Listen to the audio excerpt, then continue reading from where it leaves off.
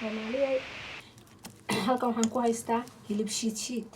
Waxaan ku soo daray hilib shiidka, waxaan ku daray basal aan hoolay, tuun aan hoolay iyadana xawaaji oo dhan ayaan ku daray. waa idinka arkaayo insha Allah. Soomaaliya barjiinki ama barigaanyihi waa kana saas ayaan u soo jarjaray. laba gobol markeed ka dhigtid waa dhaqaysa, laba gobol ka dhigaysa. waa sponge bahalka dhadhan malaha. halka cusbaad ka gelgelinaysa insha Allah, cusbaad marmarinaysa. kadibna hilibkii oo xawaajigiisi wixiisi dhan laha halka ka gelgelinayna. marka salka yuu ka gaari yuu ka go'in insha Allah.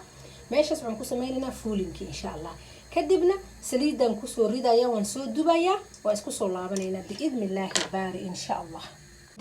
asxaabay alaabtii wata abarjiinki fuulingan ku soo sameeyay hilibka shiishidki ee dhaxda ka soo galiyay insha Allah. haddana waan dubaya. markaan dubitaanka ka soo bixiyo sidii sambuuska ayaad u shiilaysaa adoo ayar very careful ah ayaad dhex dhigaysaa saliida. markuu aad dhahdid markaan wuu yara karay ayaad ka soo bixinaysaa insha Allah. waka markaas waa isku soo laabanayna insha Allah. waan isku soo laabanay abarjiinki oo fuulinka aan dhexda ka geliyay oo saliid ku soo dubay sidii sambuuski ayaa halkan ku haysatiin.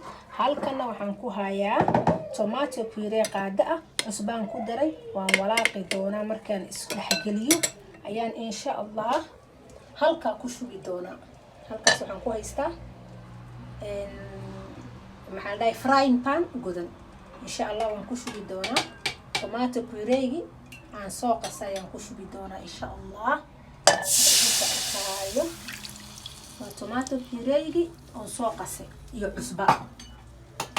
marka alaabta ayaan ku dhex ridi doonaa insha Allah.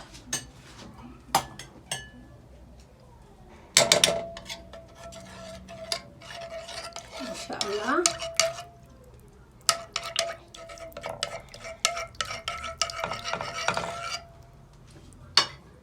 arbajiinki ama biringaanyihi ayaan insha Allah ku dhex ridi doona insha Allah.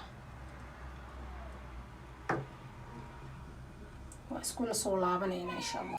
Soomaaliya wata tomato puree iyo cusbaan isku qasay, pankii aan ku shubay, arbajiinki ama biringaanyihi oo hilibkii wixii aan ku soo daroon soo dubaan soo dhex dhigay insha Allah. insha Allah biidnillah. haddana daboola ayaan saaraya insha Allah. siduu u soo karana waan idinla socodsiini doonaa biidnillaahi baari. ka faa'iidayso aad ayay u macdahay. bahalku waa sponge dhadhan malaha. kusbada kistoo ugu yara roonaaw ama xawaajigaagi ama maraq digaagaagi sidaa u cuntid. markaan bogo iyo anay idinka insha Allah isku soo laabanayna. asxaabay alaabtii wataa maasha Allah. markaad goynaysidna qaadada saas aan ku sii sheegayaa insha Allah. maasha Allah maasha Allah. wow hilibkii wakaas